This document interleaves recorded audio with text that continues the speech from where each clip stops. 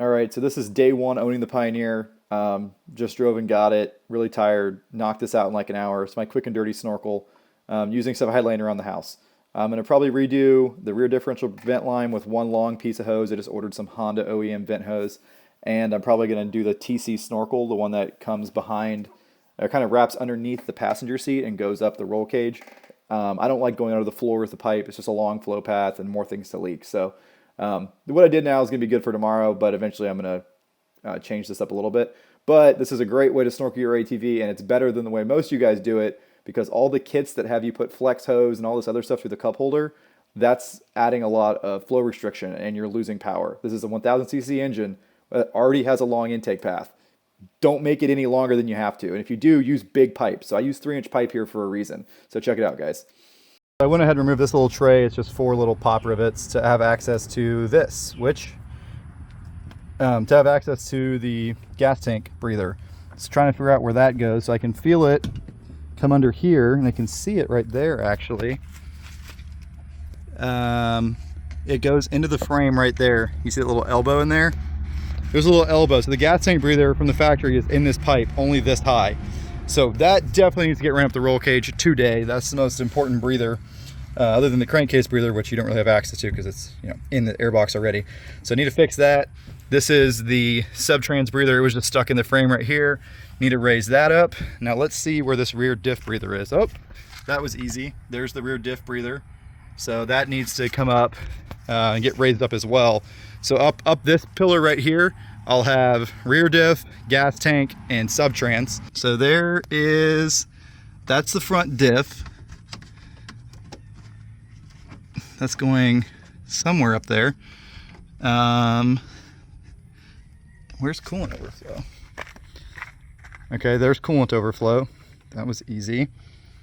That one comes right there. So that's coolant overflow. We need to run that one up too. Where's this front diff one going? I don't really like how this line just kind of lays out here from the factory Honda. It's kind of sloppy. Feels like it comes up here. Oh, there it is. So if you look right there, that's your front diff breather. It pops into the frame. Yep, something's gonna go ahead and pull that out. So the front diff breather was the highest breather on this thing. For whatever reason, they really didn't want you getting water in your front diff. This one to get to, ironically, is the dumbest one. This clear one, that's your fan vent. It's it goes way up into here, and if you look closely, you can see it right there. Try to zoom in on it for you. See the clear line right there, all right? It's hard to get to, so what I recommend doing is just grab it right here, pull it down, and cut it up top, because Honda has it. See if I can focus. You see where my finger is? Honda has it stuck in that piece of plastic and I can't get it out. It's really, you can see where it comes through, but it's really wedged in there. You can pull on it pretty hard, right? So I'm just gonna go ahead and just cut it right behind the back of that. And then I'm gonna run it up here.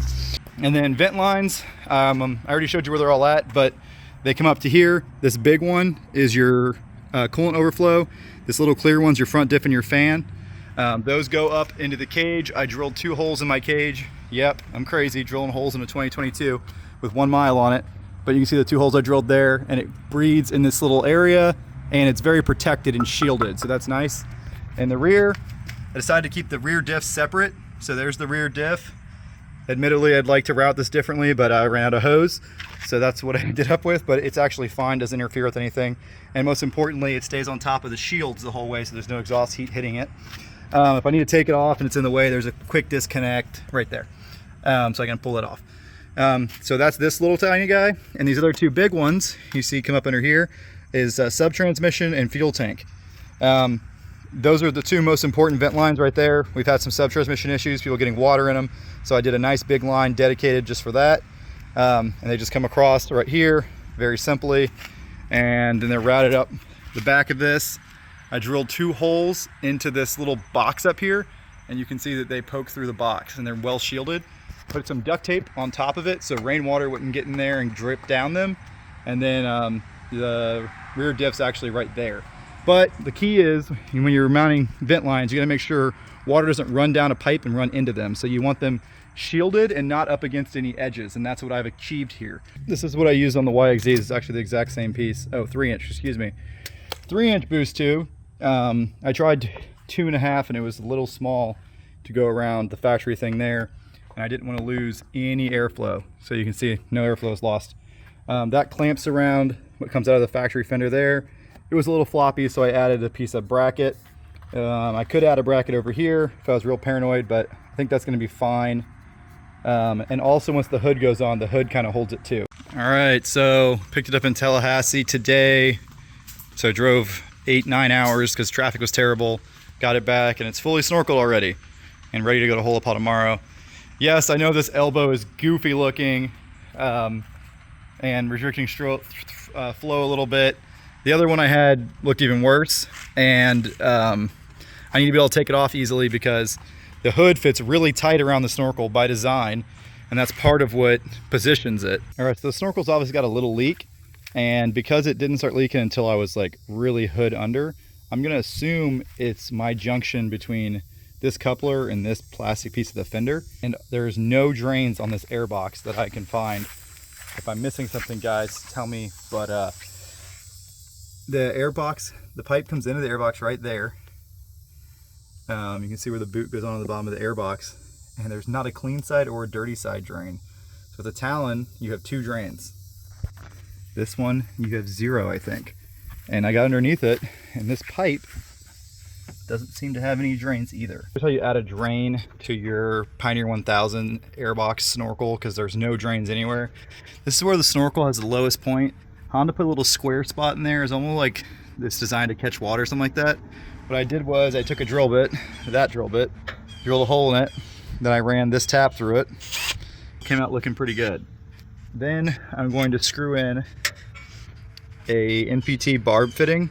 It's like a, I think it's like a 3/8. That's going to screw into there, and then I'm going to have a hose on it, and that hose is going to run back this way. And the reason for that is it will allow me to pop the seat and drain any water that ends up in that pipe. This is something that definitely should have been done from the factory. Yeah, you could put a screw through the bottom or something. You have to lay on the ground to drain it. I didn't want to do that. Drain installed. Yes, I put a bunch of ultra black on the threads, and I didn't torque it too much because this is torquing into plastic, but it's pretty thick plastic. And now you have this drain that I'm gonna secure over here somewhere so I can reach it from under the seat.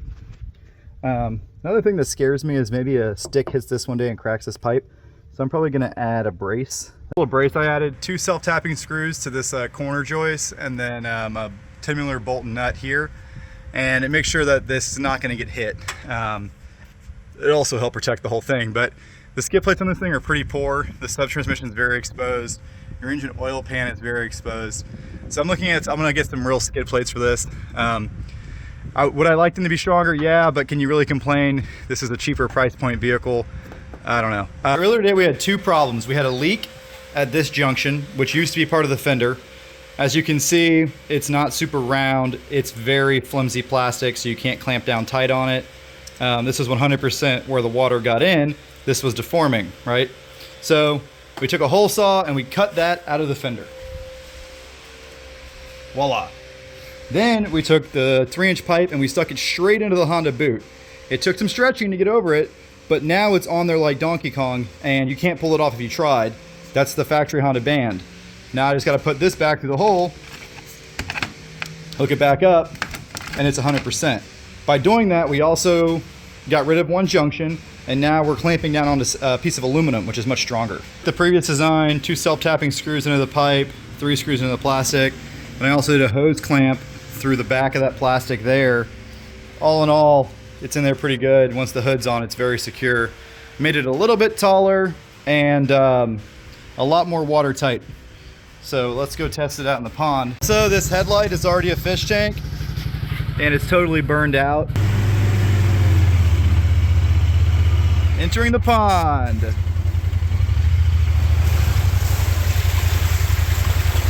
Slowly filling with water. Exhaust is under. And all the snorkel fittings are under. Okay, so we'll give it about a minute this deep and see what that happens. Also, I had an idea. So I have those 3 switches down there that are underwater. I'm gonna get the Honda OEM winch switch to put down there and add a winch. That'll be very premium. I like the Honda switches, they're pretty good. You can hear how that sounds like.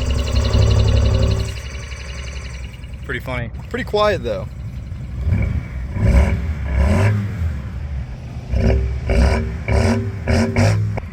Let's go in a little deeper, make sure the whole air box is underwater.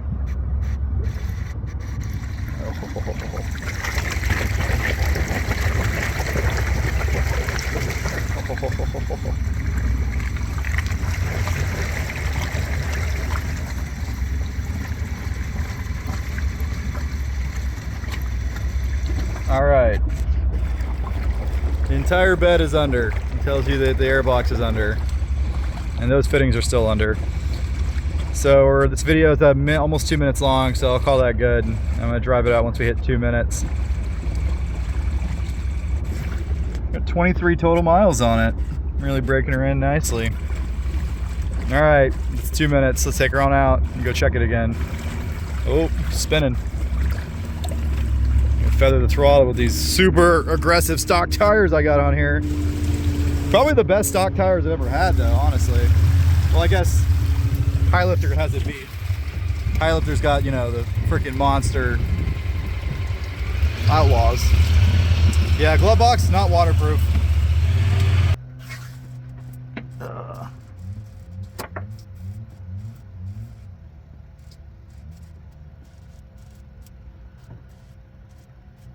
Try not to spill it, just in case there is some. You guys be able to see it.